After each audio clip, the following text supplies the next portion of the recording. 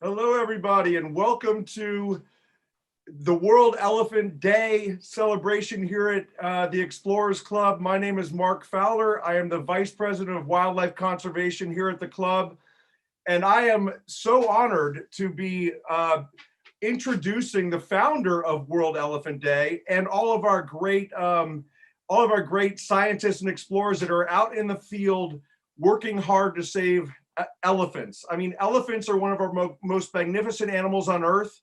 And I have to say that I was so excited to be a part of tonight because World Elephant Day was one of the first times that people had brought so much attention to saving one of our most magnificent animals. We had been fighting to save elephants for decades, but this day has made it into a global event where millions of people are focused on saving elephants.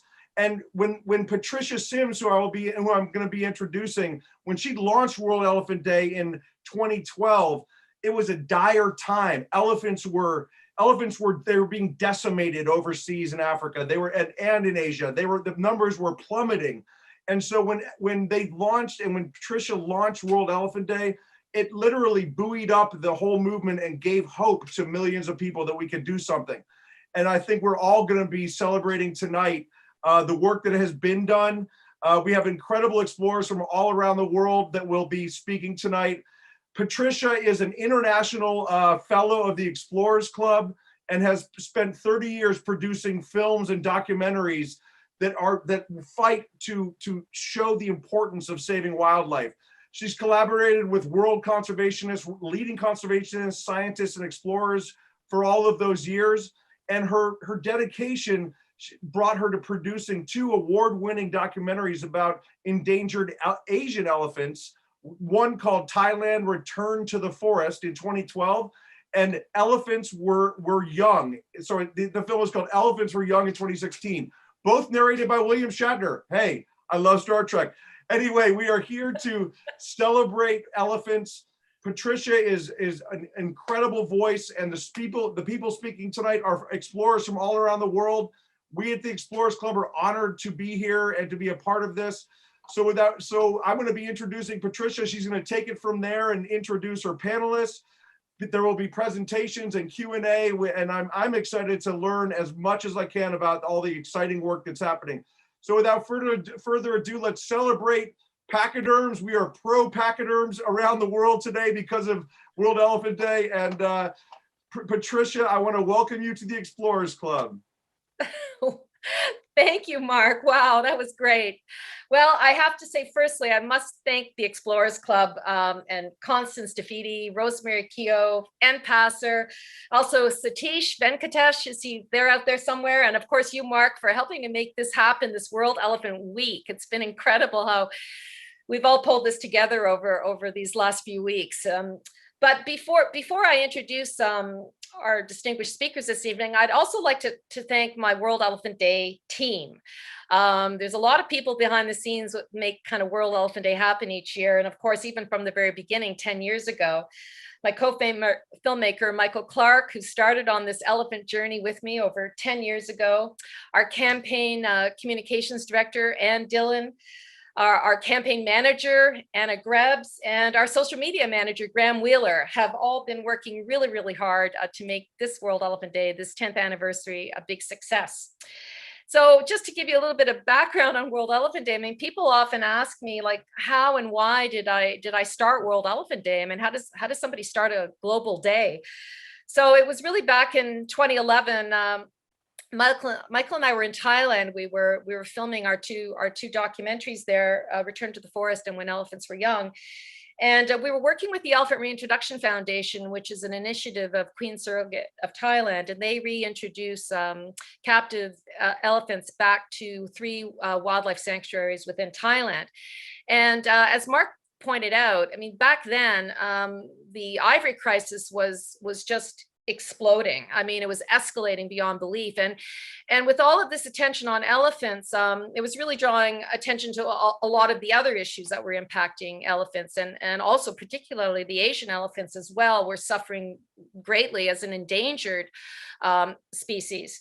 So because of the complexity of the issues with elephants, I mean, elephants live in so many different countries around the world. Differences in habitat, in politics and culture. How are we going to all come together and solve these problems? And it was pretty clear that we needed to have one day that could bring people together on the issues, kind of like an Earth Day for elephants. And that's basically how World Elephant Day was born. We launched it on August 12, 2012 with the Elephant Reintroduction Foundation in Bangkok. And that day was selected because we wanted to honor the work that they were doing, but also it was the Queen of Thailand's birthday, and it's a national holiday in Thailand. And so that made it seem fitting that that would become World Elephant Day. Of course, at that time, I had no idea that it would grow to what it has become today. And through our annual campaign and our social media outreach, it's become a global movement for the preservation of elephants worldwide, and it reaches millions of people across the globe. When I look back over the last 10 years, I think, wow, you know, it's kind of like we are the PR agency for elephants. Basically, they are our client, as Andrea and I were talking about the other day. It's like when we're doing this work for these animals, we're working for them essentially. And World Elephant Day is exciting. It's active, and it's kind of like running an election campaign for the elephants. It's really amazing how it comes together each year. And the most important thing too for elephant conservation organizations is it really gives these organizations a day to focus on their important work and to bring this attention to the public, and also a very important day for fundraising for their work. And for us as World Elephant Day, I mean, we're still a grassroots organization. We operate on a tiny shoestring budget. We are not funded by any major organization or government. And it's become to mean so much for people nonetheless. World Elephant Day has come to mean so much for people ranging from NGOs to scientists to governments, but probably most importantly, as an educational platform for the global public.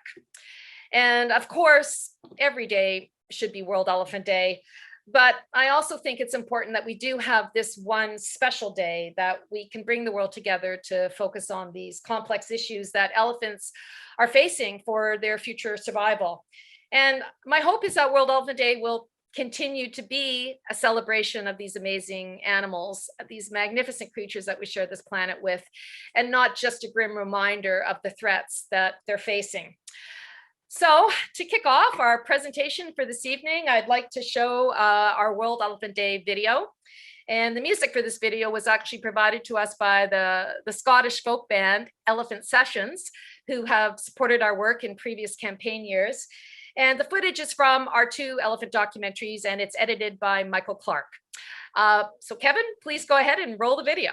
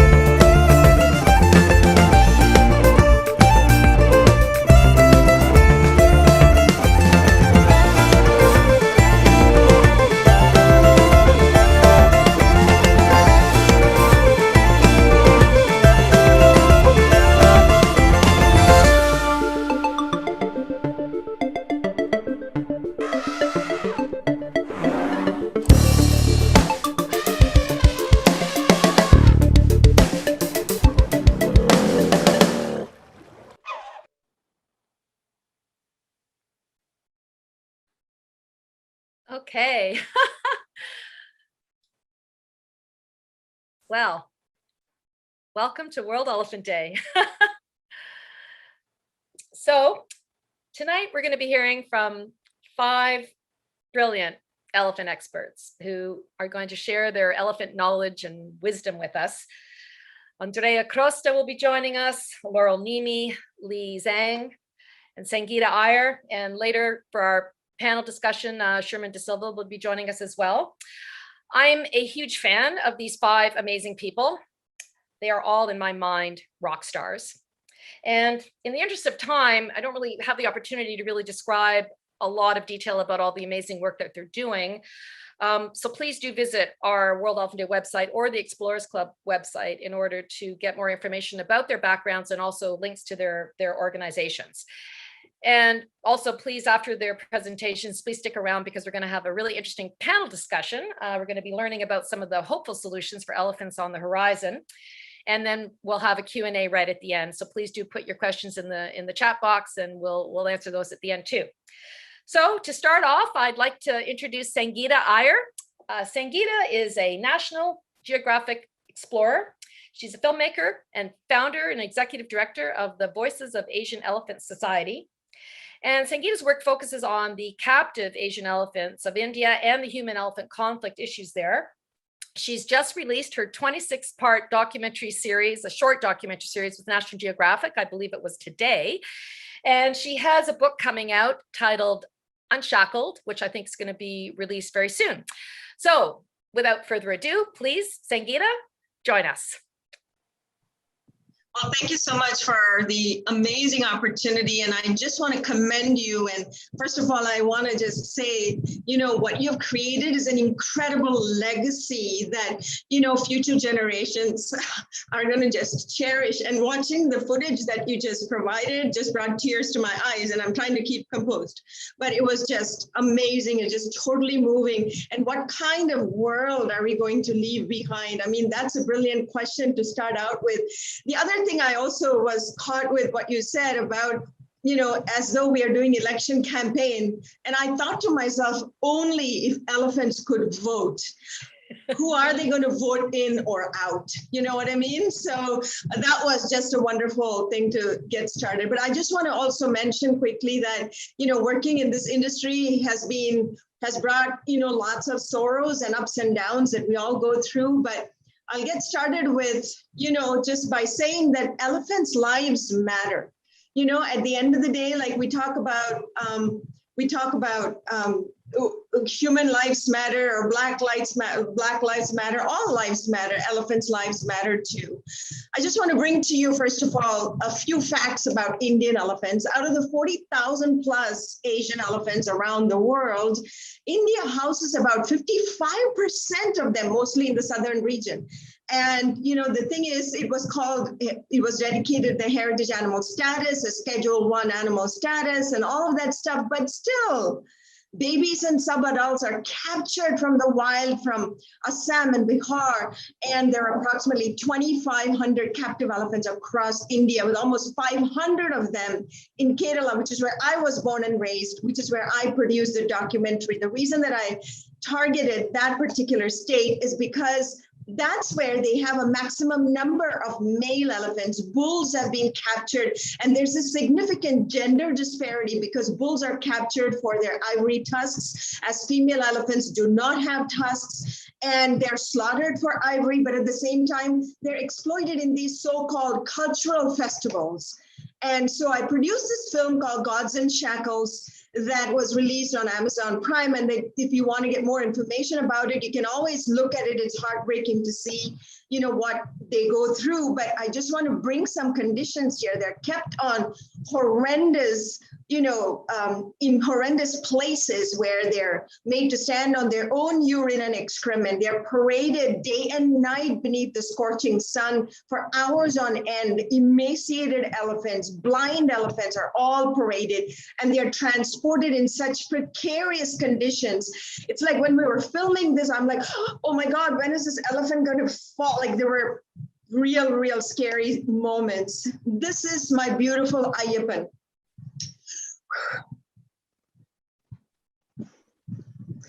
He he was only 23 years of age, I'm sorry. And he died just a few years back, just after my film was released, because they fed him wrong diet. He was forced to eat seeded date, and look at his tummy. This is Ramabhadran, another beautiful elephant. His trunk is paralyzed, and he was forced to parade even with paralyzed trunk, such a harmless elephant. And he still, his mahout or handler still carries the bull hook because they're all terrified of elephants. This is my beloved Lakshmi. She was intentionally blinded. And I had such a special bond with her. And she's the one who helped me connect more deeply into my own soul and awaken my own shackled mind to see what are some of the, childhood demons and things that I was carrying. And she just helped me release that. So watching all this, I decided I got to do something more than just produce a film. So I created this organization called Voice for Asian Elephant Society. And I had so much anger for people who are doing this. But, over the course of years, I've learned that if we don't take care of people whom elephants come in contact with more frequently, there is no hope for elephants. Therefore, our goal became creating sustainable human communities. And so what we started was to start with positive reinforcement training for captive elephants, which happened in 2019. A wonderful person called Stephen Coyle, who's a positive reinforcement trainer, just volunteered his time. We took him to the elephant or the government camp, and we had the mahouts trained. So we wanted to do some things to change their attitude and mindsets and get them to understand that elephants are not at all scary as they think. And we taught them how to, talk to them literally compassionately. So that was a real life-changing event, not only for me, but even for the mahouts. They were like, oh, we didn't know this, we didn't know that. So that drew attention to the fact that there's significant dearth of information. There's knowledge and information that needs to be shared. Then came the plight of wild elephants. And I saw this image and I thought, oh my God, this is happening in West Bengal. And they are hurling fireballs. Look at this baby elephant. His mouth is like, oh, please don't do this to me. What are you doing to me? And he's trying to catch up with his mom. Just completely was devastating. And I said, I got to work with these people. So the mission changed then from just, talking about rehabilitating captive elephants to protecting and preserving wild and endangered wild Asian elephants in areas where, they're going through such a difficult time with human-elephant conflict. So we thought, if we went there, we taught people, it'll be all cool, but it turns out that they don't even have the basic survival tools like flashlights, for instance. Roads, development is rampant and it is reckless. Roadways cutting through elephant habitats. 78% of the elephant habitats in India is shared with humans. The population there is 1.4 billion, okay? And India is the size 3 times smaller than United States, but has 3 times more people. You can just try it if you can try to imagine that. So there's no place for people to live. It's overpopulated. And so in order to accommodate and sustain people, they are cutting, they're developing all these things, railways cutting through the forest. And of course, forest fires devastating British Columbia and California, but in India, it ravaged about 8,000 hectares of land where elephants thrived. This is in the state of Odisha. This happened just in early March of this year. So where will the elephants go? No matter where they turn, they are faced with obstacles. So I just mentioned all this. One of the gravest threats that these elephants face is electrocution. Farmers are, so there's this, rural community, not rural community, I would say tribal people and people who are poor, they're allowed to go inside the forest. Some of them even encroach, non-tribal people even encroach into the tribal areas. And in order to protect their agriculture plot of land, they install high voltage, illegal electrical fencing. And so many elephants have died because of that. The image that you see at the bottom right-hand corner, the mom and the baby, they were actually electrocuted in their own homes, in the forest, because the wires are just hanging loose. There's structural vulnerabilities, excuse me. And 3 elephants killed because they were trying to cross the road. One of them was a calf, because this is again in Odisha. This is again in Odisha, electrocution, 7 elephants massacred just by getting electrocuted all at one time, the largest ever number of elephants. And then railways, I showed this to you earlier, fire. So we have focused our solutions in 3 specific districts, West Bengal, Odisha, and Kerala. And we are trying to, implement multi-pronged approaches, basic necessities like providing flashlights for elephant, saving elephants from electrocution by installing elephant-friendly fencing, of course, corridors to restore their habitats in Kerala. That's what we're doing. Preventing by installing basic billboards, like massive reflective billboards, to stop the drivers from driving so fast. And tribal people, like we're trying to, give them employment and make sure that they go around and they take care of the forest and stuff like that. And we are also cultivating fodder for elephants. So we're going to start planting them inside, and youth empowerment programs, and all of the stuff that I just mentioned. So here are just some images I wanted to share with you. I already talked about these in a nutshell. And flashlights, I mean, this is like, we take it for granted. These people, they don't even have flashlights, right? And so we are really working hard. And of course, the youth, they are the wave of our future. And so we created this project, Asian Elephants 101, which is, by the way, the name of the documentary series, also Asian Elephants 101, that was just released today. And, we are empowering the youth of Kerala. And, this was another huge thing, the Gentle Giant Summit, where we are bringing together various, governmental ministries, because they don't even communicate. You have the electrical department, railway department, all operating in a silo. We just brought everybody together. And, by using the World Cafe methodology, we just, started this integration process where, hey, come on, at least let's talk, how we can work together kind of thing. And these are some of our strategic partners we work with in India, as well as, in Germany and the United Kingdom and United States. And we were so fortunate to have received endorsements from Dr. Jane Goodall and William Shatner and, Gary Marshall, the Pretty Woman director, and some of these people who actually participated in our virtual concert that we had last year. These are just some of our accomplishments. And racing extinction, this has really, really been, it's at the top of everybody's mind. And, there's research that shows humans make up only 0.02% of, the Earth's biomass, but we've destroyed almost 83% of them. And so saving these endangered Asian elephants is imperative for all of us. These are our board of directors, without whom I couldn't do this. And I thank you so much for the opportunity to share what we are doing and some of the challenges facing in India. And I just want to pass this over back to Patricia. Thank you so much.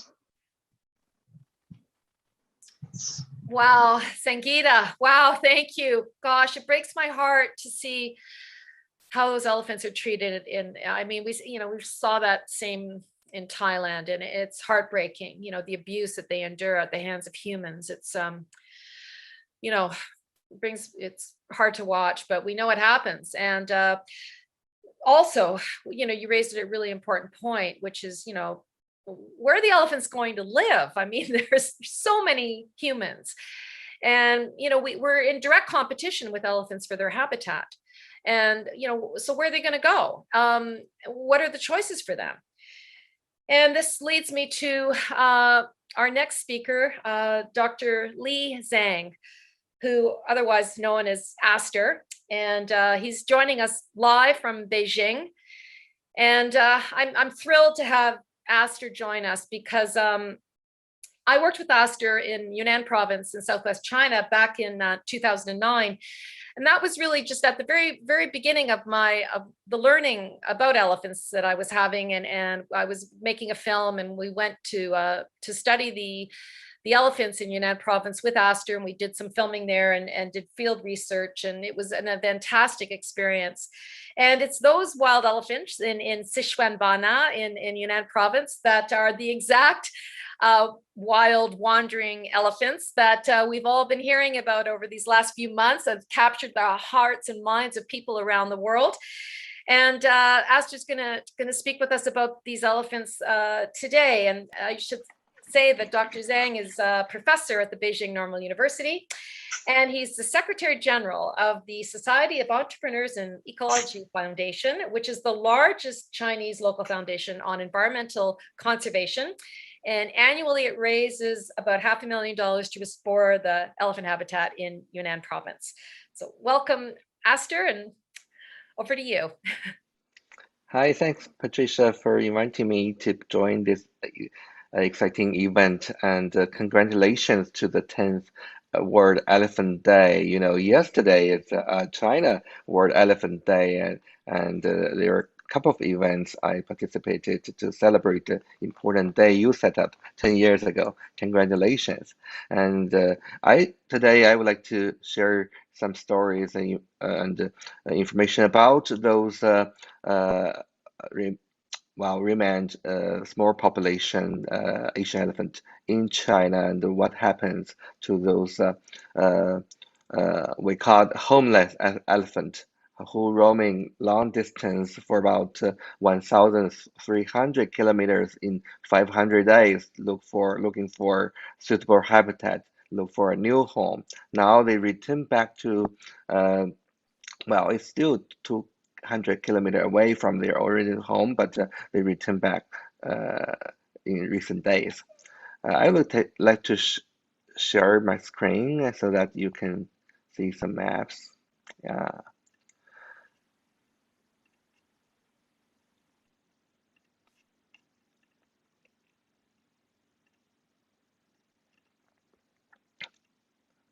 My presentation, the topic is the balance of conservation and development. As you know, that China is the largest developing country still. Although China have a very good, rapid developing economy in the past 40 years, but in the rural area, the local people still need to find their way to find their livelihood. And one of the challenges in Yunnan province, Sichuan, Patricia, you've been visited 10 plus years ago. Local people still want to earn more money to feed themselves.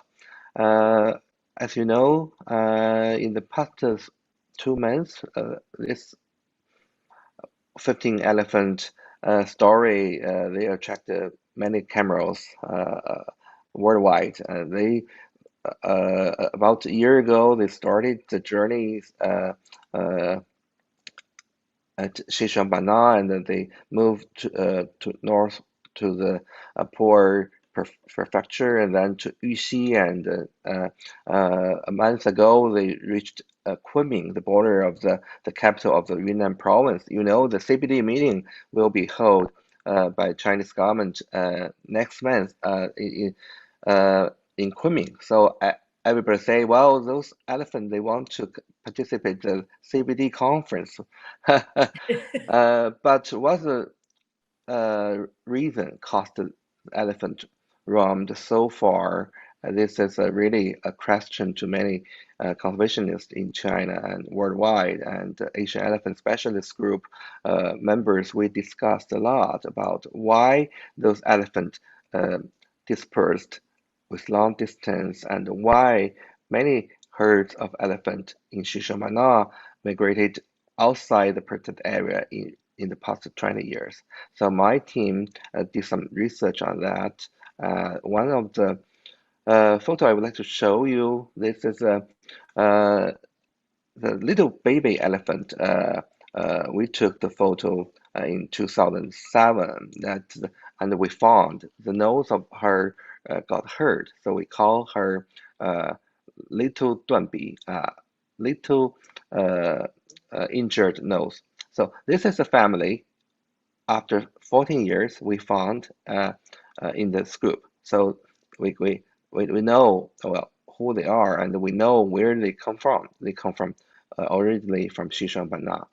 What happened in the past 40 years in China? And I used Landsat satellite map to show you the change of the wetland cover.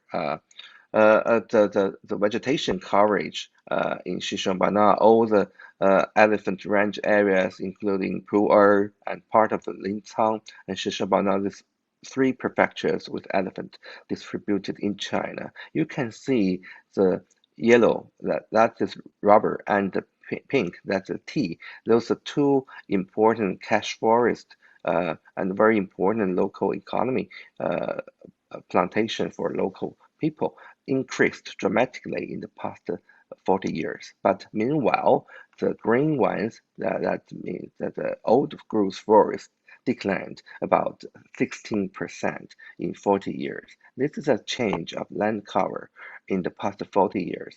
So, well, for conservationists, we know that old growth forests, they are home for not only elephant, but also biodiversity and other wildlife.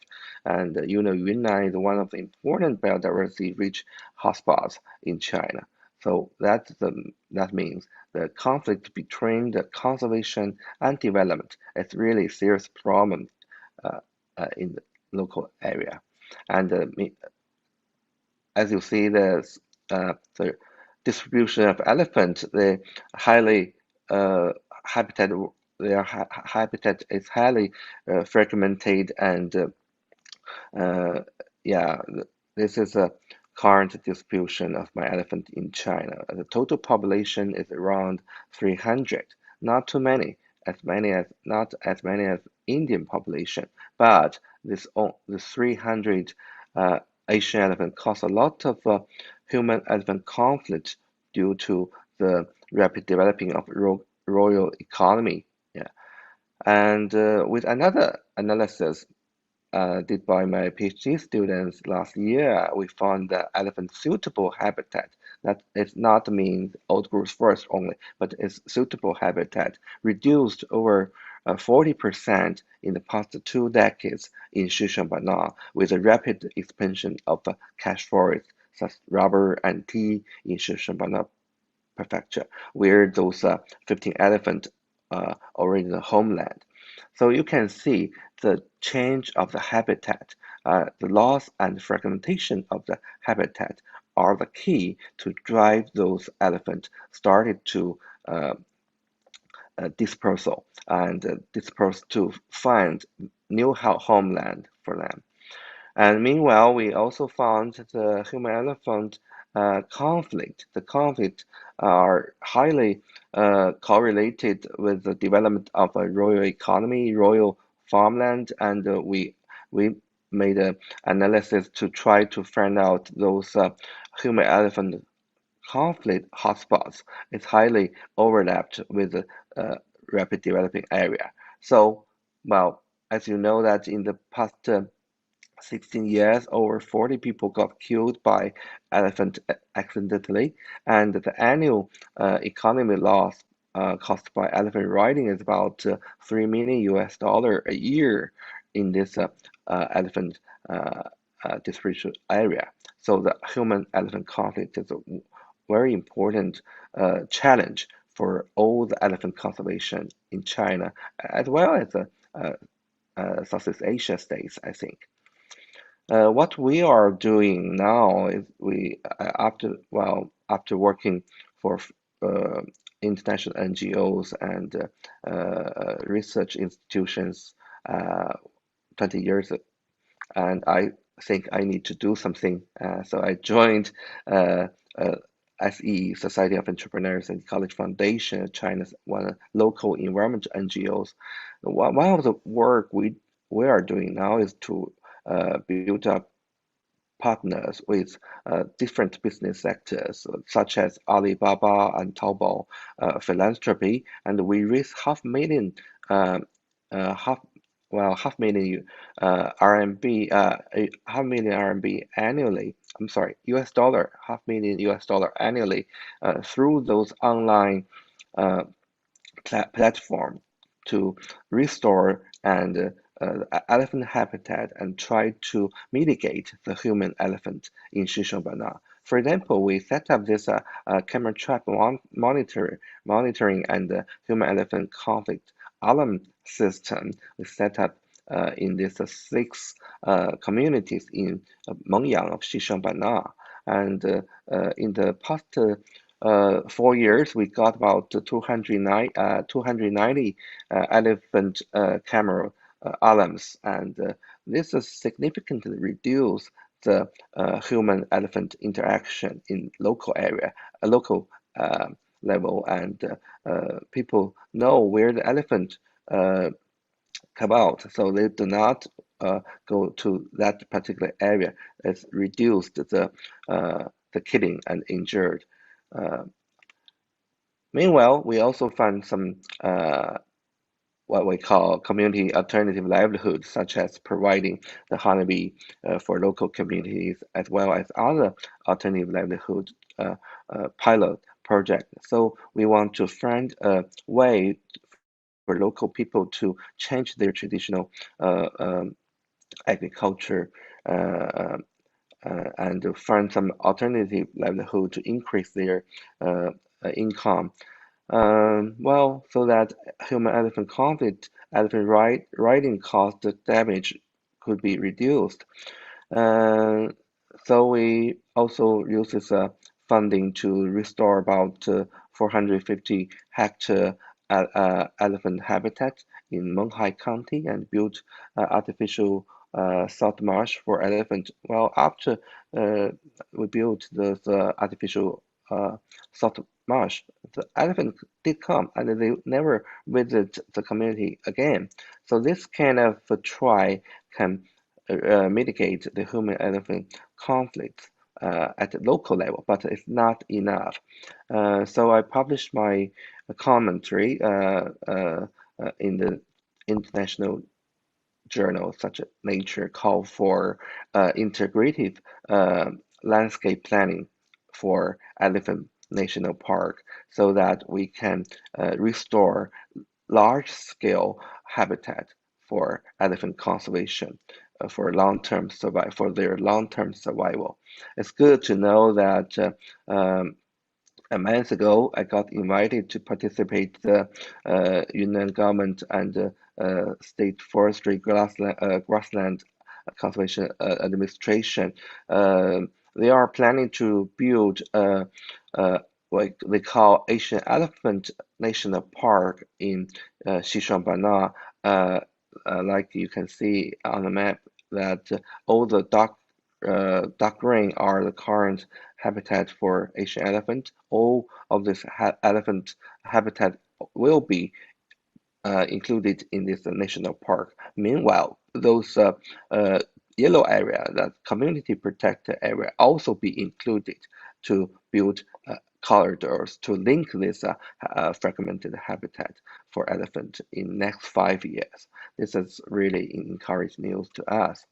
I would like to close this presentation to show you those beautiful elephants in the field. As we know that, well, there are another 300 elephants in captivity in China in safari park and zoos, but we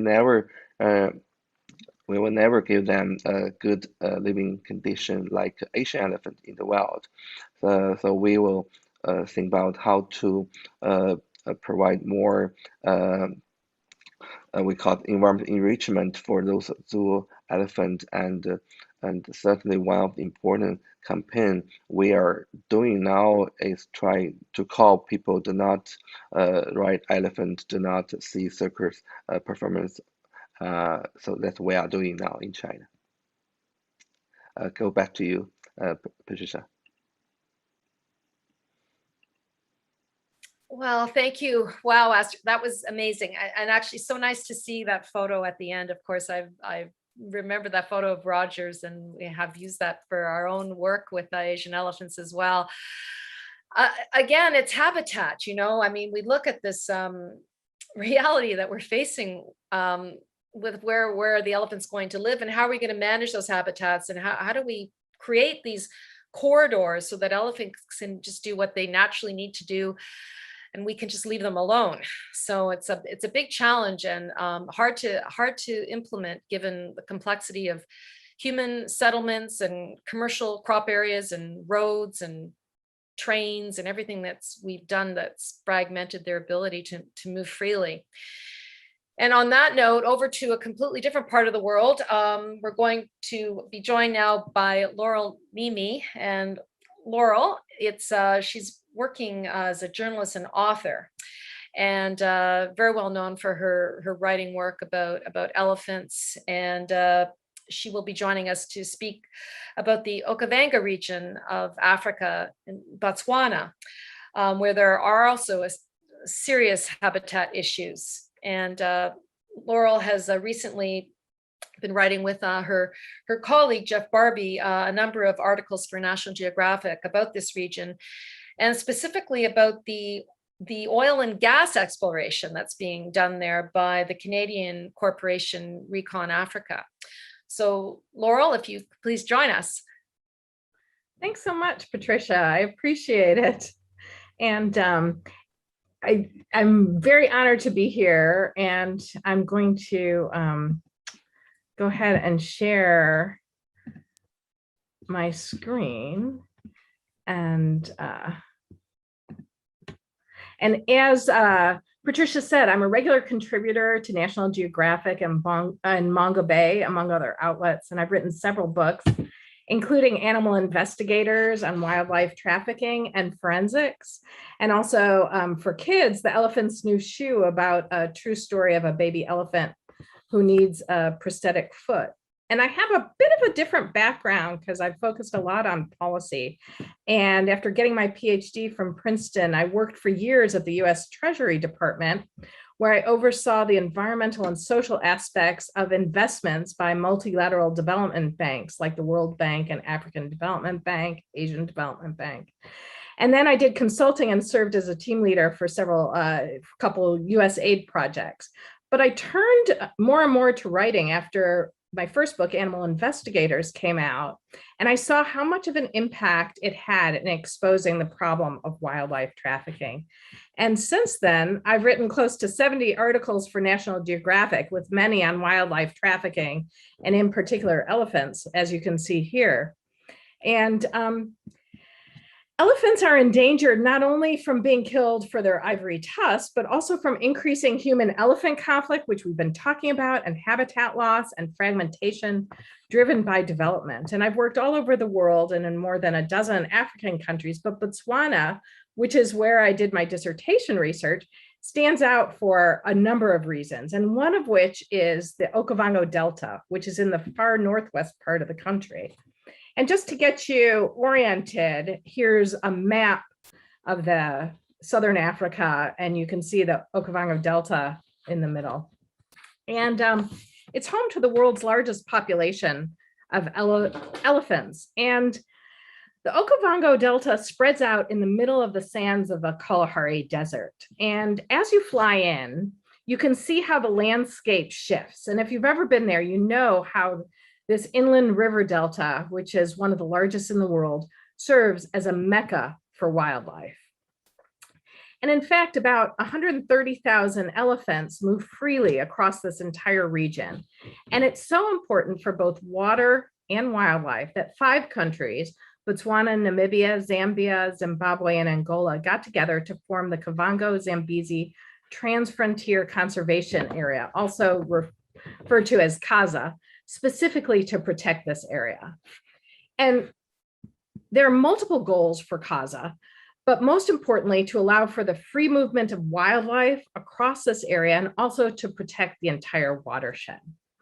And water here is very scarce. And over the last decade, Namibia has had at least 3 emergency level droughts, across the catchment area. And droughts are very common, and scientists are saying that climate change will make things worse. And it's having a big impact on elephants. And you've probably heard some of these stories in the news. For instance, last year in Zimbabwe, there was a sudden die-off of dozens of elephants in this area that authorities said was caused by a bacterial disease. And according to officials, the persistence of the droughts, of the recent droughts, had left these animals particularly vulnerable to disease. And around the same time, you've probably heard about in Botswana, there was a mysterious die-off of over 330 elephants that eventually the government attributed to cyanobacteria and the resulting toxic algae blooms, which are also made worse by warming from climate change. And this threat is not going away. This is a more recent article from this year, and you can see that something similar is happening again. And all this is simply to emphasize why there's a focus on protecting this watershed. And people in the region are concerned about the water situation here, and especially concerned about how recent oil exploration could affect it. And currently, as Patricia mentioned, there's a Canadian company called Reconnaissance Energy Africa, or Recon Africa, that has licenses to explore for oil across 8.5 million acres. That's 13,200 square miles of land in Namibia and Botswana. That's about the size of Maryland, the state of Maryland, or a little less than Netherlands. It's about 7 times the size of the Grand Canyon National Park in the US.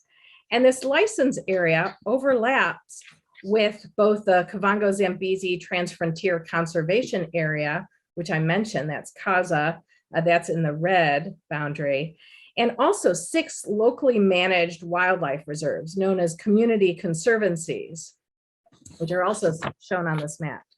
And in Namibia, about 20% of the country is protected by community conservancies like these. And they're really deemed vital, not only for the communities to generate income from the communities, for the communities, but also to sustain the country's wildlife. And I'm going to share a video from Max Muyumburuko, who's head of one of those conservancies that is located in this oil exploration area. And as you'll hear, he explains both how the community relies on elephants for tourism and also how oil and gas drilling here could potentially affect that.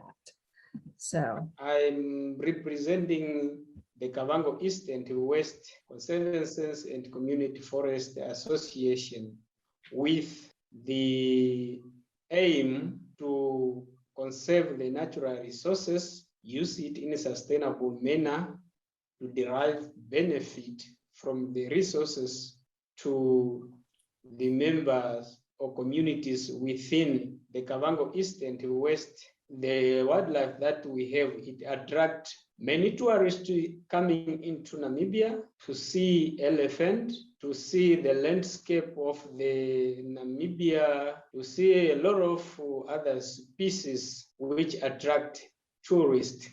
Now we have been very scared of Recon Africa because now what they are doing, they will be a damage or impact into the environment, the groundwater, the life or health hazard of our communities or our people in the countries.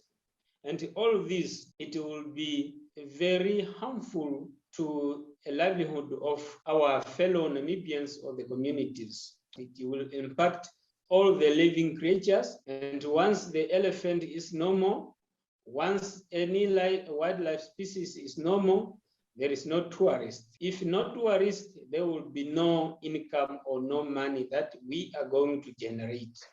The local communities, there will be no chance for them to get income or to get a well-paid job.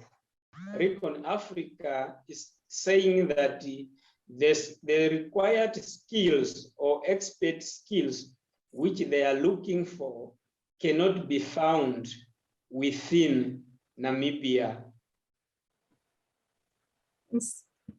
And so, as Max said, people living here are very concerned about how oil exploration and development will affect their wildlife and their livelihoods and their water supplies, especially because this industry is very water intensive and is known to be polluting. And plus, it's taking place in a fragile and water scarce region with shallow water tables. It's also a concern because many experts have suggested that the company has not followed best practices to protect either the water or the environment. Still, others have expressed concerns about how loud noises and vehicle traffic from drilling and a seismic survey that's being done could disrupt elephant movements and behavior, and how oil infrastructure like roads, power lines, well pads, and fences could possibly affect and fragment habitats. And still others are worried about the increased human presence exacerbating human-wildlife conflicts or potentially leading to increased poaching, all effects that are well documented in the scientific literature. And as Patricia said, together with my colleague, Jeff Barbie, we've written, he's also an Explorers Club fellow, we've written 6 articles on the situation for National Geographic. And if you're interested, you can find them all at nationalgeographic.com or on my website, laurelnimi.com. And concerns about this project are growing. UN bodies like UNESCO recently expressed concern. And in June, 2 members of Congress urged the US Secretary of State, the Attorney General, the Securities and Exchange Commission Chairman, and the US Aid Administrator to undertake a thorough and coordinated investigation into the serious problems that have been raised. And notably, they've gone on record with their worries that this development risks serious and potentially irreparable harm to a unique and vulnerable and irreplaceable ecosystem that is vital for both people and elephants. And while we don't know what will happen next, in a broader sense, this region also has become a front line in a battle over how we value resources and decide what's worth protecting and how we follow through on that. So I'll turn it back to you, Patricia. Thank you. Thank you, Laurel. That it's extremely unsettling to see, you know, how industry now is also one of the biggest impacts on the habitat, diminishing of habitat. So we've got not just human development and places where people are living in cash crops, but, you know, industrial implications as well, again, taking more and more habitat away from elephants. And at the same time, so while we're fragmenting their habitat and these elephants are all being, you know, forced and squeezed into much smaller areas, comes the conflict issue. And with the conflict issue comes the management issue. And then we get into, well, now there's too many elephants. And so what are we going to do with the elephants? And then we get into the hunting, and then we get into the poaching, which leads us to that other side, the dark side of what's happening with African elephants specifically, and to a lesser extent, Asian elephants with the poaching, and how that whole trade and industry is being implemented, which leads us to Andrea Crosta. Andrea is joining us this evening. Andrea is known for his undercover work, busting wildlife traffickers. Because a lot of his work is undercover, there is a lot he can't tell us, but he's also the executive director and co-founder of the Earth League International. And Andrea is going to speak to us tonight about the illegal wildlife trade and focusing on some of those supply chain dynamics and what goes on behind the scenes. Thank you, Andrea. Please join us. Thank you very much. I'm really happy to be here. I'm sharing my screen now. You see it well? I guess. Yep, we see it. So I'm very happy to be here for many reasons, but also because, you know, it's a great opportunity, of course, to celebrate elephants and the World Elephant Day. The Explorers Club and World Elephant Day are two organizations and two group of people very dear to my heart. So I'm particularly happy to be here today. We don't have a lot of time, so I will try to cover as much as possible in about 10 minutes. For those of you who don't know us, I'd like to spend just a few words about Earth League International, formerly known as Elephant Action League. Our mission is to fight environmental crime, wildlife crime, and support conservation projects through intelligence gathering, research, analysis, and very important for us, collaboration with governmental agencies. Yes, we are an environmental organization. We started to operate in 2012. Personally, I come from a mixed background of business and high tech and intelligence and investigations and cybersecurity. So I kind of put together different parts of my life and to create this organization. And it's a unique organization also in the way regarding our team.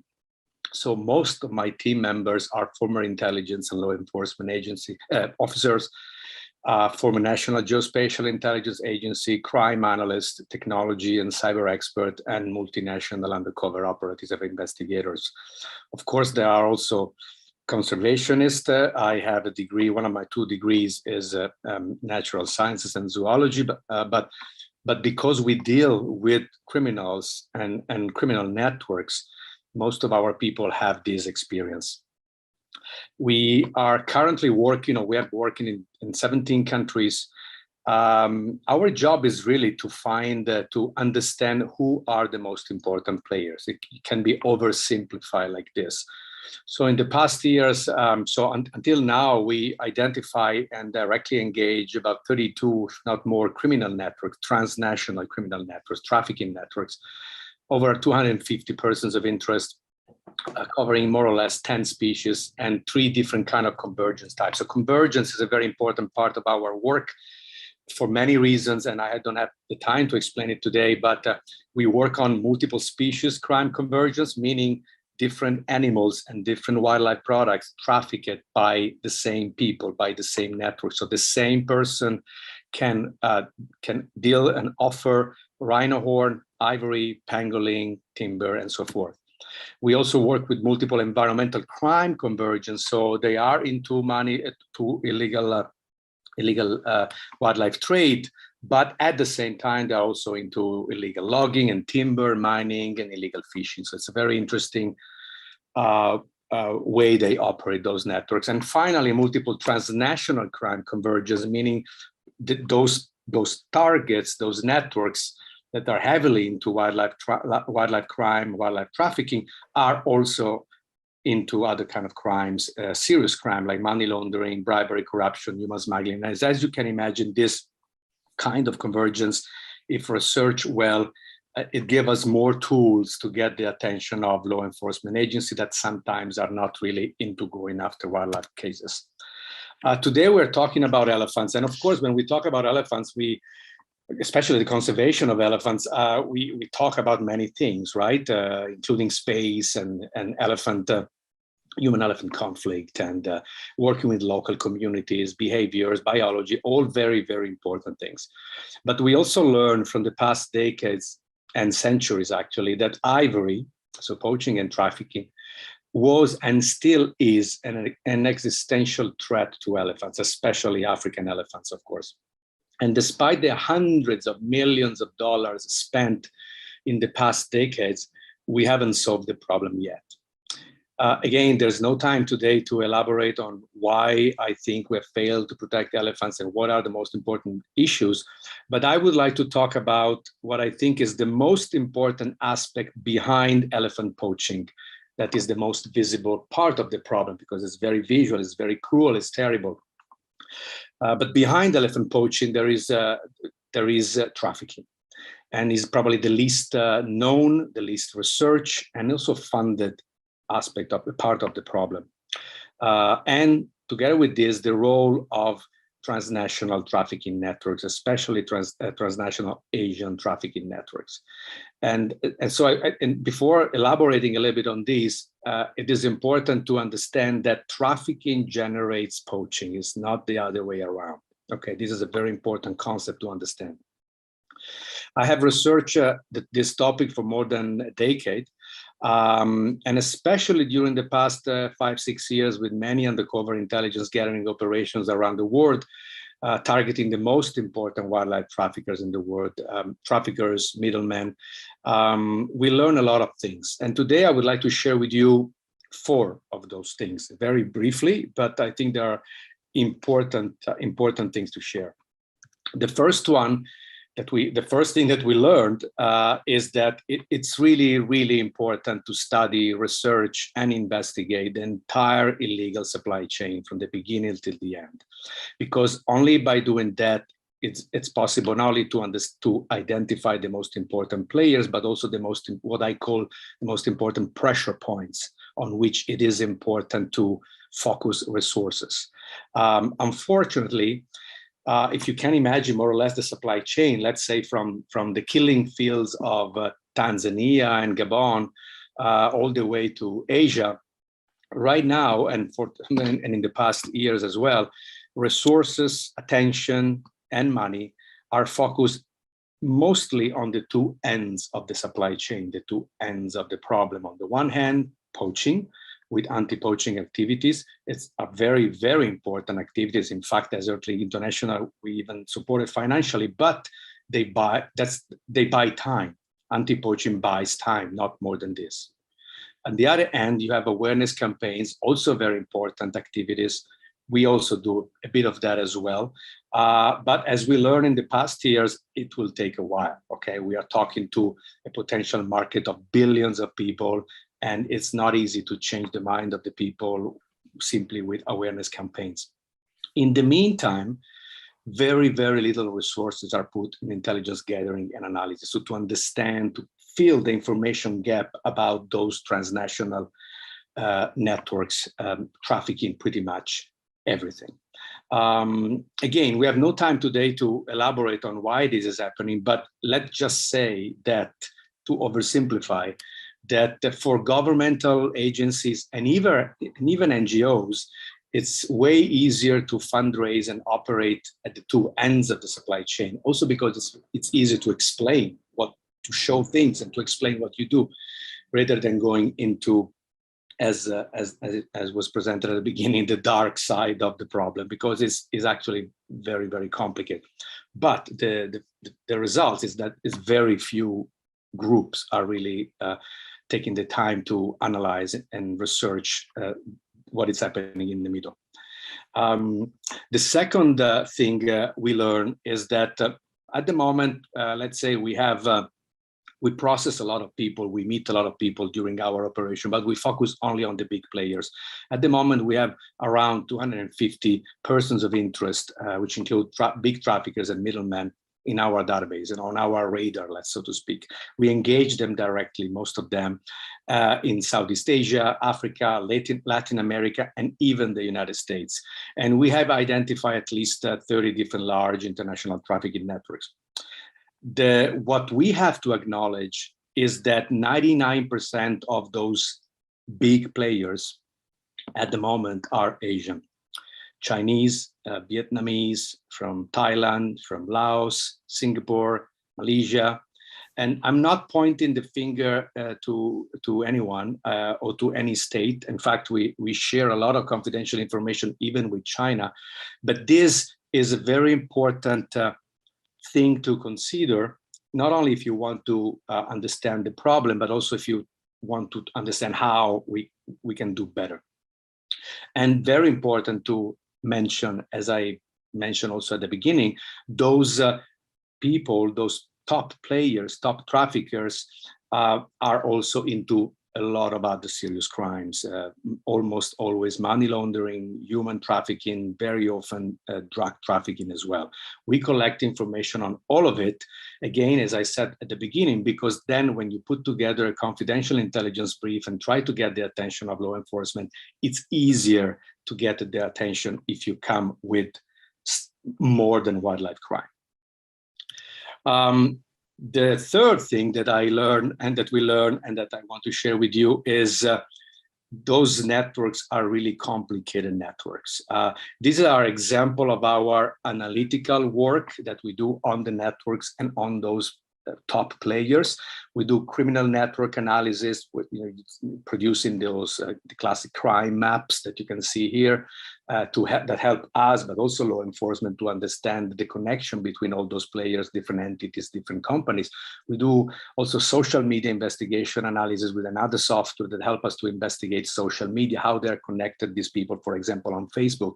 Cross intelligence, matching information coming from the field with information existing only in the cyber world. And then we have a partnership with Esri, which is the leading technology company for geospatial intelligence. And this help us to put together really comprehensive reports and also compare wildlife crime to other kind of crimes. Those networks operate at local, regional, and transnational level. They often collaborate with each other, and they easily move products, people, and money across borders with really very little problems. And they are globally connected. And so this is super interesting and very important to understand. In the past few months, we are working now a lot in Latin America. In the past few months, twice, top Asian traffickers in Latin America offered to us ivory and rhino from Latin America. At the beginning, we thought it was a mistake. Sorry? Okay. So traffickers in Latin America are in contact with traffickers in Africa and are able to offer ivory and rhino from Latin America. This is how they are connected with each other. It's an evidence-based work, of course. We collect all kind of information. The last point that I want to mention is that, well, first of all, I forgot one thing when we talk about these people, the last very important thing. Every time we think about demand for ivory, for example, we think about the final consumers, the people who buy an ivory chopstick. But it's not that simple, especially in crime. So those traffickers have been actively fueling demand by making the products available, setting the prices, controlling the offer, and making sure wholesalers receive the goods. So it's not just about the consumer. This is a very important part. Finally, and this is my last slide. Lastly, part of our work is to collaborate with local and international law enforcement agencies by sharing confidential information and participating in capacity building programs. I can tell you that of all the governmental agencies we are collaborating at the moment, there are many, Latin America, Africa, Southeast Asia. None of them, by their own admission, is able to properly investigate international Asian trafficking networks and go after the top players. Sometimes they don't even have translators. And this is a huge problem. As you can imagine, this presents a serious problem and explains why our approach is a long-term approach aimed at not only actively identifying and targeting the top players, never the small fish, but also especially help local law enforcement agency to grow the capacity to finally operate at a higher level. And I want to conclude by saying that to make a change, to act effectively, we need political will. Yes, absolutely yes. We need the right laws. Absolutely yes. But we also need governmental agency willing and capable to operate at a much higher level. Thank you very much.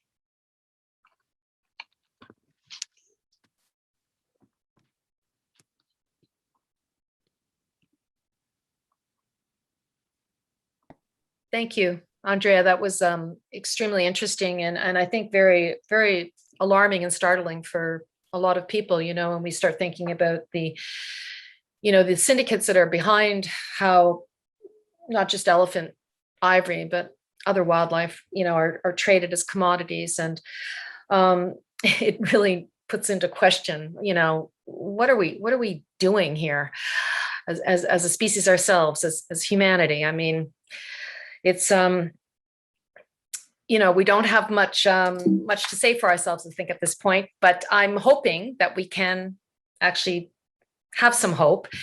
And my intention for this panel, that for the last part of our presentation this evening, is to look at what is some of the hopeful solution that we can look towards. I mean, what have we been doing for the last decade? what have we been doing right? What are some of the good examples, and what we can keep striving for into the future? So this would be the theme for our panel discussion tonight, to look for our positive actions. And we're actually going to be joined now also by Dr. Sherman De Silva. Sherman did a presentation yesterday on her work in Sri Lanka with the social cognition of wild Asian elephants. And Sherman is a conservation biologist and behavioral ecologist, also the founder of Trunks and Leaves, and directs the Udavala Elephant Research Project in Sri Lanka. So that is my first question for our panelists this evening, is what are we doing right? What is making a difference? And Sherman, let's start with you. Please tell us about your work in Sri Lanka and what you think offers some hope for us, for the elephants in Sri Lanka. Yeah, thank you. Oh my, that's such a big question. Yeah, I think, with so much of my experiences with Asian elephants, and I think we have a lot of common issues all throughout Asia. So, for Asian elephants, we've been just talking about wildlife trafficking and ivory and all of that. And historically, of course, that has been a huge pressure on Asian populations. Right now, it's much more so the habitat loss and fragmentation where Asian elephants are concerned. And for that, I think we need both the top-down and bottom-up approaches. I know that there are a lot of governments that want to preserve the cultural and natural heritage that elephants represent for so many different countries, right? And the connection that various different civilizations have had with elephants. And so there is a will in some sense, but that's often at odds with the development agendas that all of these governments have. And that, on the one hand, it's human-centered, because yes, we want development. We want to, improve the livelihoods and economic conditions of various people that, particularly in rural areas that may not have had the opportunities that, those of us who, support conservation that come from cities have had, right? But at the same time, we need to balance out the the entire functioning of the ecosystems on which we all depend. And that can't be done at the expense of those rural communities. So that I think the important thing, and I think this is over and over, we are seeing this as in many countries, working with communities. I think for me, at that grassroots bottom up level, is the what I put my hope in, because these are the communities that live on the front lines and live with the elephants, and we can't address the needs of the wildlife without addressing the needs of those communities, as Sangeeta also has pointed out. And so there's what I would call compassionate conservation. I think a lot of there's a certain segment of the population that sympathizes with the wildlife and the elephants, and maybe doesn't sympathize quite so much with humans, because humans are often seen as the problem. But I think that mindset needs to change as well, because it's only when we really actually understand where people are coming from too that we can, I think, make change for the better. So I think the initiatives and the efforts that are trying to do that are where I look to for hope for the future. I think that's incredibly important. And I believe everybody tonight will have something to speak about with respect to the importance of the buy-in from local rural communities. Laurel, let's go to you with Botswana, and you showed a clip of a local resident speaking out about the work that's being done there, exploration work there with recon and so on. So what's your impression about that, and what do you think is positive going on there potentially with the Okavango Delta? Well, what's really interesting is that initially, when this project had started, most people in the region were not aware that it had been approved or had been taking place. And the laws in the countries do allow for a lot of consultation. And so now that there's more information out there, people have been able to participate in the process a lot more, and they've been expressing their concerns. And so I think that increased awareness and increased transparency is something that's really a positive thing. What that translates into one will see, but it, you know, hopefully it would translate into things that they're requesting, like water monitoring and, you know, and a more strategic environmental assessment of the whole issue. Because like Sherman was saying, is that it is about development, and everybody wants that. Everyone wants an income. The question is, you know, sort of what type of jobs, how are they short-term or long-term, and also at what cost? And so those are some of the issues And the contradiction, you know, between, you know, the people in these rural communities. They're entitled to have, you know, opportunity and prosperity and so on, but at the risk of what? You know, when we start looking at how habitat is encroached upon, how resources are extracted, how does that whole system, you know, involve when you can get that community buy-in with the awareness and the need to protect wildlife and preserve and leave certain areas alone, and just that's decided. These areas are left alone. I mean, I think, you know, Aster was speaking about what's happening in Yunnan province in China. Aster, maybe you can address that a bit more with respect to how the local communities there have been reacting to the movement towards the corridors and mitigation of human-elephant conflict. I think first of all, we all know the concept of the participation to engage local people to participate in the conservation efforts together with conservation organizations, government agencies. But we need to, first of all, we need to learn what the needs for those community people, especially those indigenous groups at local community. First of all, I think for elephant range areas, those Thai nationalities, they think elephant are symbol of larky, and it's a symbol of their larky or god something. So in their culture, elephant conservation is a their in their culture. I say, well, elephant come to visit us. They bring some goodwill to us. They eat some food, some crops. Okay, it's okay. It's fine for us. But for others, we did find that some migrants villages, they treat the elephant, and the attitude is totally different. So first of all, we need to find out what the importance of those traditional culture for the value for our wildlife conservation. It's not only for elephant, but also for other wildlife. For example, in Tibetan Plateau area, local religions, they did protect wildlife for 1,000 years. The same in Yunnan, my Thai nationalities, they protect elephant for 1,000 years. So first of all, we need to learn what the community people really need.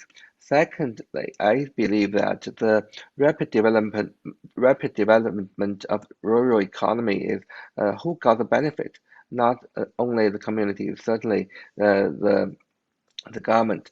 So how to have those well, the benefit goes to local community.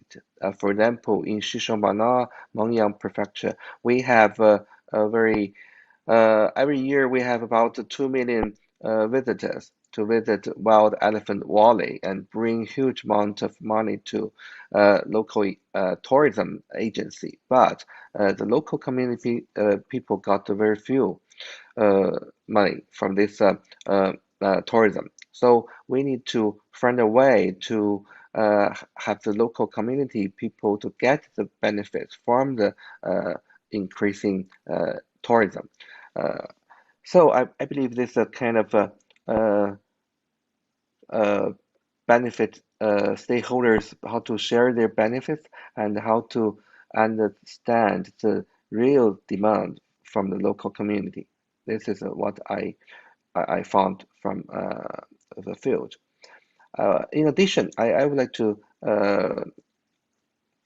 echo Andre's point that the wildlife trafficking, especially every trade issue, is really a need international collaboration.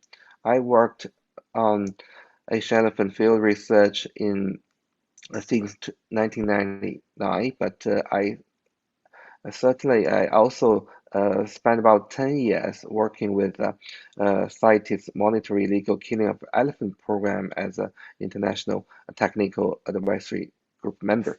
I work closely with different agencies in Asia, especially Southeast Asian states, Wildlife Enforcement Network, ASEAN One, to work on the collaboration to share information, intelligence information, try to find an efficient mechanism to exchange those intelligence information among ASEAN states in the past, especially 10 years ago.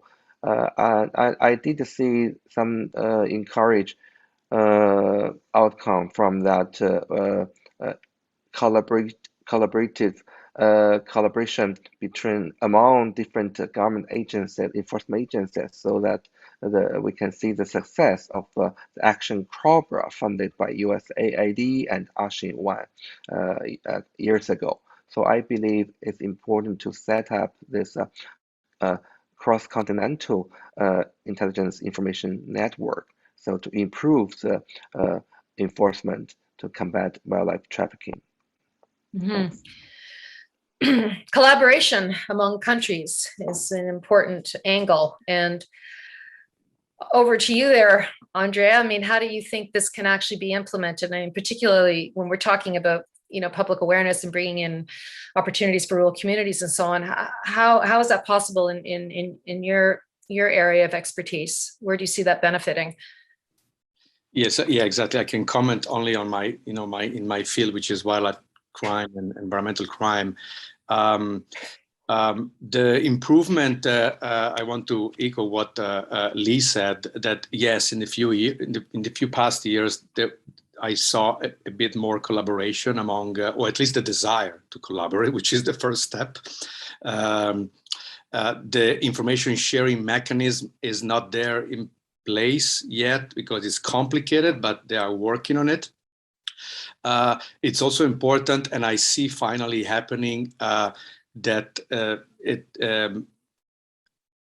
some of these issues that we call conservation issues are in fact criminal issues, criminal problems now. If you think about a few years ago in the middle of the elephant poaching crisis, when we were losing 40,000 elephants per year, hundreds of tons of ivory shipped from Africa across the world every year, it's clear that it's not a conservation problem anymore. It's a criminal problem. And so it means that the mindset should be different. The tools should be different. The collaboration should be different. The professionals should be different. And when I start talking about it 10 years ago, believe me, nobody really took me seriously. But now I think it's happening. Now it's also clearer the impact that those international traffickers, for example, have on local communities. They poison the social texture of local communities. I call it the temptation factor. When you go into a village and you offer 2-3 years of salary to kill an elephant, I would say yes, personally. I cannot blame them.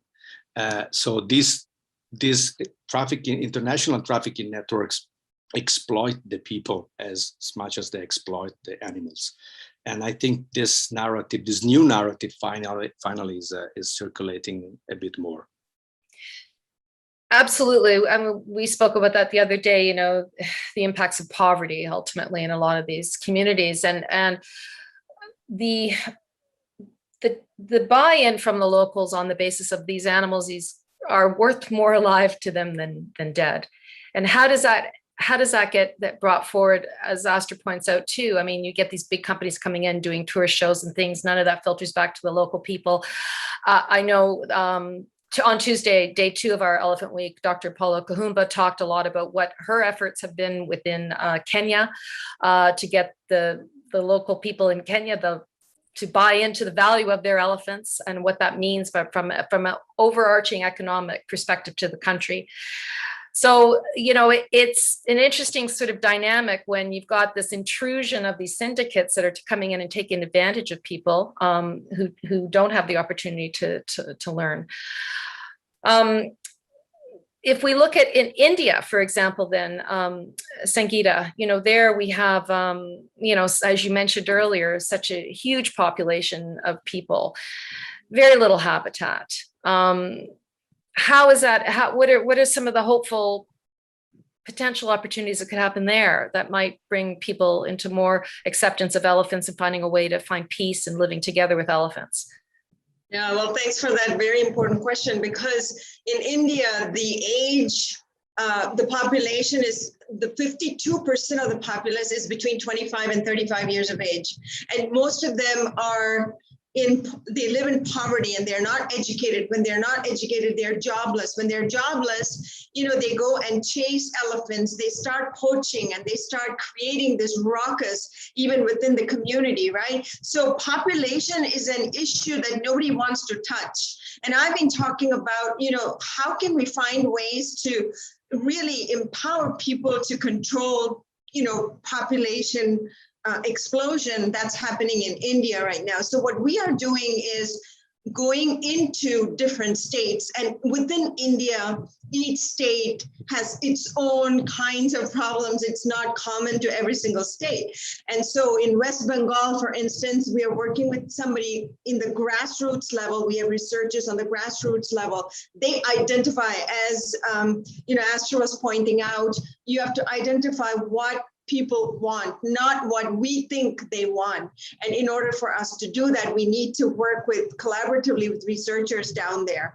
And we are creating awareness. Another big thing that I find a challenge is, why are we not engaging the media as much as we should, having worked in a broadcast sector? That's one of the topics that I had discussed today when I made a presentation for the National Geographic Explorers, talking about how can we engage the media, by breaking down complex information. Andre was talking about, everything is interconnected and how complex the center part is, which is intelligence gathering and stuff. So what are we doing to break down that information in a simple language that will attract the media to cover those stories? Because media, they have a huge impact on public perception of everything, especially environmental issues. So that's one of the things that I have been doing. And we've been getting a lot of media coverage.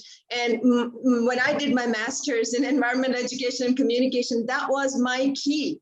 It's like, what are the factors that control the media? What is it that influences? What are the factors that influence them to cover the story? So those are some of the discussions I think, we can have and provide information on our area of expertise. For me, it's communication and, news and stuff like that. But we're also providing youth empowerment by working with local communities, determining what is good for them.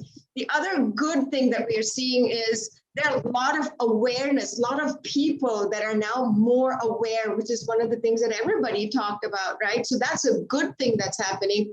And I think there's a lot of room for improvement in terms of nonprofits collaborating, because even within the nonprofits, there's just this competition, which is really not necessary, because each nonprofit has different strengths. So what are the strengths that we can, rely upon each other? And so those are just some of my ramblings. No, and those are great ramblings. I think, we'd like to open it up now to our audience. We've got a bunch of questions coming in here, and a lot of them are actually thematically similar in that are asking about government roles and how much government is doing. I mean, in all of your respective areas of expertise here. So I'll start with this question from Janine. This is for Andrea. The financial institutions, are the financial institutions cooperating with your investigations? she's referring to the EU Ivory MEPs for wildlife webinar, that they could do more. So how is that working? What kind of cooperation is happening between the financial institutions? It would take me a few hours to answer correctly, but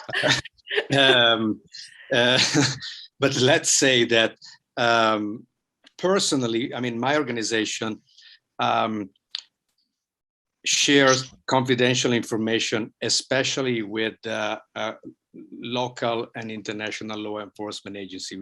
We work with the U.S. Homeland Security, we work with U.S. Fish and Wildlife Service, we share information with Interpol, with CITES, with UNODC, and Thai government, so Mexican government, and so forth. And we are always, I mean, we're often not in control what they do after that, okay?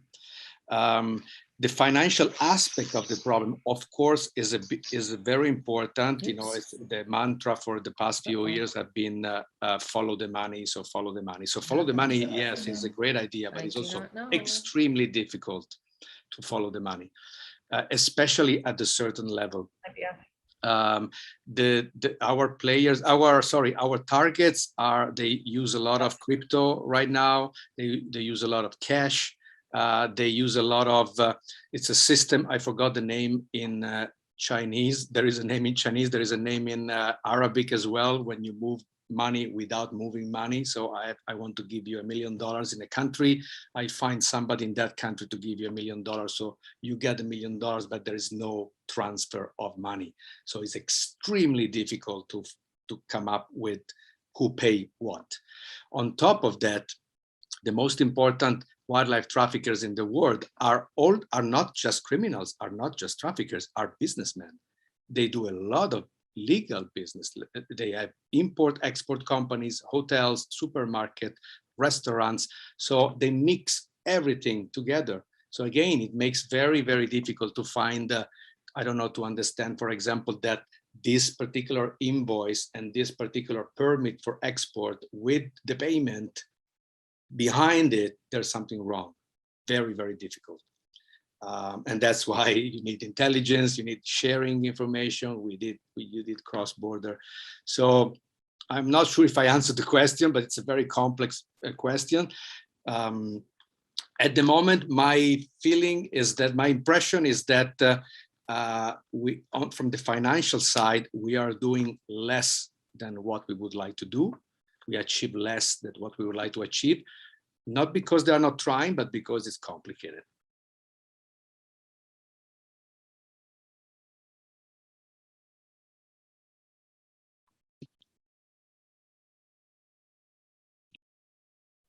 Patricia, we got you muted. Yeah, I've been muting and unmuting because our connection got a little bit weak here. I was talking about the complexity of collaboration among government. And, you know, whenever you get government involved with anything, it does get complicated and often doesn't move quickly enough too, you know, which is where NGOs can come into play and companies can come into play. Corporations actually can do very good work with respect to helping conservation issues. One question here for Laurel is, and I guess for all of us too, meanwhile, we've had this pandemic going on for the last, you know, year and a half. And, you know, I'm wondering if that's had any sort of positive benefits to perhaps elephant conservation or wildlife conservation. And then, of course, the question coming in is, how do we assure, to what you were speaking of, Laurel, with some of these mysterious deaths of the elephants in the Okavango, how do we ensure that these pandemics don't occur within wildlife as well? Yeah, that's a great question. I don't know that I have an answer to it. That's not, I mean, it's a very complicated issue, obviously. I mean, I think one thing the pandemic's had a lot of different impacts depending where you are, and you know, one being your attention is focused on sort of the immediate health and well-being of your family, and so attention is on that, and rightly so. At the same time, other things have been happening. And so sometimes that's gone under the radar. And meanwhile, travel has ground, it can't say it's ground to a halt, but it's slowed down a lot. And tourism has certainly been reduced. And that's had sort of a twofold impact, because a lot of communities who have relied on that income has, that income, some of it's evaporated. At the same time, it's also increased some local pressure, the whole pandemic situation. So you may be seeing more bushmeat hunting and conflict as well. So I'm not sure I have a great answer. Another thing that sometimes tourism has helped as we come out of it is spotting and serving as eyes and ears on the ground. And I think the pandemic's had an impact on that, as well as with rangers not, both on the funding side, but also, again, the health and well-being of people taking priority. Yes, Sherman has just mentioned that she's been working with some ethical elephant experiences campaigns that help maybe other better ways of people to interact with wildlife, which might actually help with some of these bigger issues about passing of viruses between species, zoonotic passing of viruses. Do you want to speak about that, Sherman, a bit? You were saying you had some perspective on that. Yeah, thanks, Patricia. Yeah, 2 quick points. One is the pandemic has had mixed effects from our experience in Utawalwe. It was the national park that I work in drew millions of people every year, and now that's zilch, that's zero. And so on the one hand, it's had an enormous negative economic impact on all those communities, right? And we've seen last year, unfortunately, Sri Lanka broke its own world record for elephant deaths, Asian elephant deaths, at least, going over 400 last year. And this year we're already sort of poised to beat that, unfortunately. And we've also seen a few, more human deaths as a result. So that sort of lack of the eyes and ears, as Laura put it, has had also negative consequences on things like poaching, other wildlife issues. On the flip side, the elephants are not bothered by tourists as much in the park, and we've also had a little bit of a baby boom. So, what does that mean? In terms of the effect of tourists, last year actually we took this opportunity and this great pause in tourism to ask people to think about how we experience wildlife. We launched this ethical elephant experiences campaign, with the sort of the fundamental point being that we can be vectors of disease, wildlife are vectors of the disease, and this can pass back and forth, and we've sort of been blithely sort of ignorant of the risks that can cause. We get concerned when the disease comes from wildlife to us, which is the case with COVID, right? But humans can transmit pathogens to wildlife, and when we're interacting, and especially as tourists, right, people going all over the world, and in many cases wanting to interact and touch and feed and interact with wildlife, that can put them at great risk. And it's particularly a concern for endangered species like Asian elephants, where there's many fewer individuals than the 7 billion humans that are on this planet. So I actually have an op-ed out on Mongabay today discussing this very issue, and we have resources on our website at trunksandweeds.org about how people can be responsible once things get back to quote unquote normal, if we ever do, and how that might look like going forward.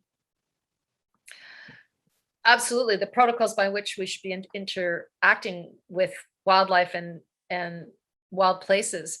I mean, I've always been a fan of leaving places alone. I mean, one of the things that was interesting for me with working with the Elephant Reintroduction Foundation and those reintroduction elephants in those areas, those wildlife sanctuaries are not national parks. So people don't visit them. They're actually meant to be protected areas, replenishing habitat, replenishing elephant populations. So that's an important element we should be looking at. And so Sangeeta, you mentioned the pandemic in India. We're moving into that subject now. I mean, what have you seen there with respect to how that's impacted elephants? Has there been any benefit to the pandemic on that level?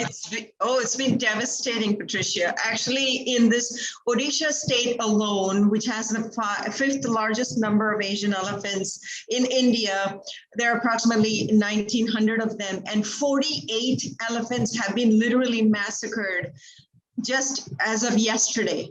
And what is happening is poachers, given that, the forest authorities are not going into the forest, are not monitoring the areas, are not doing what they're supposed to do. And I personally find that, and this has been actually validified or validated by people, on the ground, that they're using it as an excuse to not do the work that they do. It's the complacency, that apathy that sets in as to what am I going to do now that pandemic's here, using that as an excuse. And so what happens is there's nobody to monitor the forest, and elephants are getting killed by poachers. Besides, the electrical company there, they have all of their structures. There are crazy structural vulnerabilities, because what they have done is they have set their air breakers just 3 feet above ground rather than higher. It's not protected. So poachers can connect the wires and just put them across, like, into the forest areas. And that's been going on as well. And Odisha is also a mining hub, even though the pandemic has been, devastating for many industries. It's not been so for mining. It's just like going on unabated. In fact, Odisha supplies 40% of the iron ore for India alone. And so the core forest areas where elephants roam, those are the areas where they can find rich minerals. So they're going after that now. Besides, the governmental agencies, they're using pandemic as an excuse to just sign off, go ahead, do the development. Nobody's paying attention. As Laurel said, people are focused on their health and family and stuff. So governments are taking advantage of that and exploiting this and saying, okay, giving permits to do the mining and stuff like that. So everything has become so anthropocentric, and it's just very devastating. I mean, at this point, I'm sorry, I don't have anything positive to say about what's going on, except just continuing to work with the people there and just continue to do awareness. I've had a chance to do a lot of awareness programs through virtual thing with the forest departments, trying to, empower them. But by the end of it all, I'm like, oh gosh, I think they've probably fallen asleep. So I don't know. Anyway, so. Well, I think you've actually indirectly answered one of the questions that had come in for you, which was about, what is the government doing there to help with the hanging wires and the trains, and is there any effect that they're having? So, sorry, go on. Well, if you want to answer that. Yeah, sure. Thank you. I was going to answer that by saying that it's the petitioning that we have started doing. I have written a letter to the Ministry of Energy, to the Ministry of the forest, as well as to the company, the power supply company, saying we need to work together. And then what we did was we partnered with an organization in the UK. We did a massive media campaign, and one of the member of parliaments is involved. One of the members of parliament is involved now, and he knows somebody higher ups in this electrical company. And so we're going the roundabout way, because you're not able to push the government to do anything. It's like they are so inert. It's like an inert object that you just can't even push. Come on, let's just get something done, right? And so we are now going the other way around, and we're talking with UK because they're closely connected with the Indian culture and stuff like that. So we are dealing with that, and plus the media blitz. Even then, it's hard to get them to really mobilize them and to do anything at all. However, I have something positive to say about West Bengal, where we are also working. When I wrote this letter to, again, the same problem, the government there, the forest department there, they launched a court case against the electrical company. They're taking them to the High Court in West Bengal, in Kolkata. And they have also gone door to door campaigning and telling the farmers, there's no more electrical fencing that you do illegally, because these are the legal ramifications. So that has threatened them a little bit. And the elephant deaths have declined by 50% in Odisha. So that is something thankful that I'm working with people at the local level. And so it's kind of working that way. So. Well, that's something positive, though. I think now I'm going to move it to one of the questions that's come up essentially for all of you, and I guess all of us, myself as well, is how do we all keep going? How do we all keep going with the work that we're doing and if you're not feeling dismayed every day? What keeps you all motivated and hopeful? And is it really feeling like we're all fighting a losing battle? And are the elephants, our canary in the coal mine? I mean, what keeps us all moving forward with this? What are we hoping for? Aster, why don't we start with you there in China, another country with a very large population? What keeps you going in your work? Yeah, I still remember during during a meeting with Jan Goodall a couple of years ago when she visited China. She told us, among a group of young conservationists, she said, well, we need to do something and we need to have all the people know what we have done, some positive, we made some positive achievement for wildlife, for conservation. Well, she also mentioned that many media or newspapers, well, not for you, Patricia, but most of the newspapers, they used to report some bad news, well, to attract eyes, but they ignored those little things people did with a positive achievement. So I used to tell to my colleagues and my students that we just need to do what we can do and to achieve what we can make, even if it's a very little outcome. I worked on every trade issue in China since 2005, and after 10 years, there's a little hope that we can make any progress. So I wrote a worldview article published in the journal Nature called for China to ban a national ban every trade in China, and a lot of progress. After that, I mean, well, when Prince William visited China, and before his visit, UK Environment Minister come to China and had a breakfast with a group of NGO representatives, and she asked for what we can do for elephant, and I told her that you need to ask Prince William to tell the whole story of the poaching, the ivory trade to China president. Otherwise, he will never know the true story behind. Prince William did, and he told us after his meeting with the President Xi, and he said, well, I raised this ivory trade issue to your president. Then after 2 weeks, the Xi's office asked my team to submit our survey report, and well, it never happened before. So you can see any little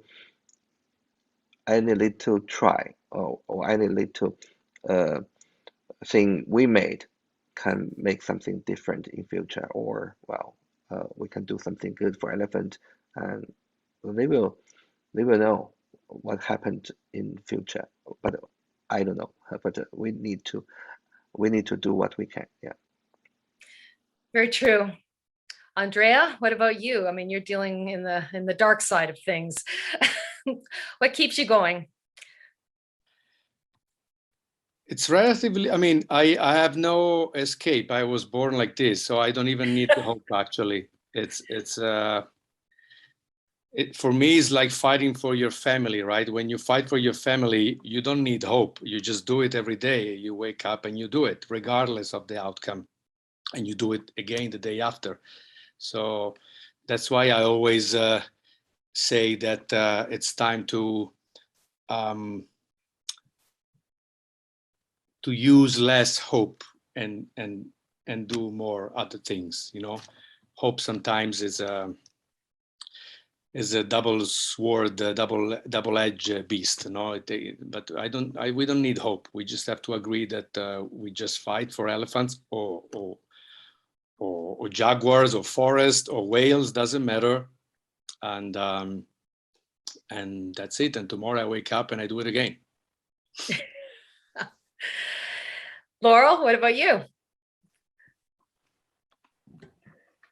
Yeah, I think sometimes issues seem so big, and what Aster was saying too is, and they seem so big, but I think when you realize that even small steps make a big difference, and sometimes you won't see that you contributed to that small step. And I think that's another reason why I like writing for kids as well, is because you actually see and get ideas from their enthusiasm and from their, I've worked with enough kids as well and seen how they've had an impact in their communities. That was it big enough or was it not? Like in the state of Vermont, there were groups of kids over a period of 8 years who wrote letters to their legislators, and they held a march for elephants. They built tusks with pool noodles and paper mache. And it just started because, one kid loved elephants and they talked to another kid and they'd seen what was happening to them. And you saw this in Hong Kong as well, where groups of kids were talking to their parents and changing attitudes. And one thing becomes another, and soon it's a movement. And so I think that's one of the things that keeps me going, is this, passion, and also that small steps make a big difference. Sherman?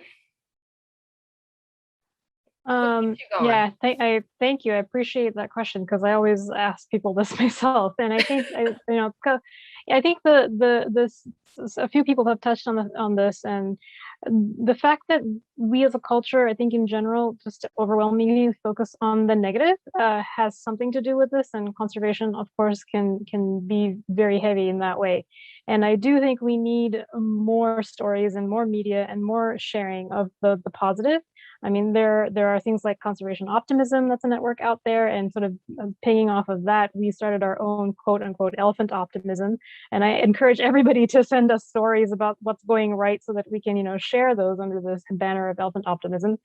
And likewise on the theme of young people, once upon a time, I think there's always a generational transition going on, right? And people always look to the younger generations in the future, and they signify hope or whatever.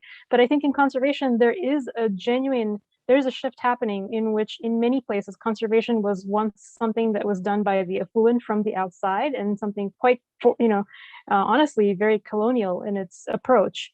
And that has been shifting as well, with awareness and being much more locally driven and much more, I think that stands a better chance if this keeps going, not just, looking to the next generation, but genuinely driven from the very communities in which that needs to happen. And so increasingly, seeing, for instance, young conservationists, young researchers, young scientists, people who may have been educated abroad, going back, doing the work in their own home countries. That's the kind of thing that I think is really cool and can, push us through this, what I think of as the hourglass, right? There was this moment of, there's this really critical, pivotal crunch that we're in, which is the narrow part of the hourglass. And I think we're going to come out on the other side if this keeps up, better for it. Yes, I'm with you on that. And Sangeeta, we started with you, we'll end with you. What keeps you doing the work you do? Yeah, well, thank you. And I agree with what Andre said. He was talking about not being attached to what you do. That's one of the things that, the Bhagavad Gita scriptures teach us, is just to give unconditionally, just to do things unconditionally, but also for me to empower the youth and see the curiosity. I make them the stars. Like when I go and I talk to them, I call them my ambassadors, and I gave them education certificate, like for, going through this retreat program that I provided for a week. And I love what Esther also was saying, that, little things that you see positively, you just kind of ensure that you appreciate what people do, right? You ensure that you give gratitude. Hey, thank you, man, for thinking of me. Little things like that. And I just love what also Charmaine said, like at the end, like she was talking about the whole millennial generation, right? And for them, it's like, just leave us alone. Just let us do what we want. Just tell us what you want us to do, but we'll do it our way. Right. And so just to give that flexibility, that liberty, I get to learn from them as well. And so for me, it's a learning, giving, sharing experience, non-attachment, and just spending a lot of time with Mother Nature and journaling my heart out. And I cry a lot when I do that. I've learned to express my emotions, so you can't tell that, but I'm just saying, like, I cry a lot when I journal. It just helps you release your feelings. So those are some of the things that keeps me going, and my faith in the universe and the beautiful spirit that brought us all together. And I just think that this individual, one mind, one spirit sentiment that I try my best to carry with me, it really keeps me going. Thank you. Thank you. And thank you, all of you. I mean, we're out of time, and I think we could all talk for a long time about all of these important matters and issues and complexities and why we get up in the morning. But this has been an absolutely fantastic week. And thank you so much, Explorers Club, for having this World Elephant Week and helping us celebrate World Elephant Day today, our 10th anniversary. It's meant so much to me personally, and I think to everybody. Thank you all. You guys are all incredible, amazing speakers, doing incredible work. And I'd like to say thank you to our Explorers Club team and Patricia, Pastor Kevin Murphy. Sorry, I just wanted to interrupt because you didn't say what you do. What keeps you going? I wanted. What keeps me going? Well, there's a lot of work to do. I'm kind of driven even as a young person to fix problems. I'm just motivated to fix problems. I don't have any choice in the matters the way that I see it. I mean, this beautiful, creative, interconnected, beautiful, mammoth, amazing planet we live on, we're part of it. I believe in the greater global system, the interconnected spirit of Gaia. I believe that I'm here to do this job, and my job is to help facilitate and communicate in any way that I can. It's my job, is the way I look at it. And that's what motivates me every morning. It's what I'm here to do. So on that note, I'd like to thank the Explorers Club and our team, and Passer, Mark Fowler, Kevin Murphy, and all of you for joining us.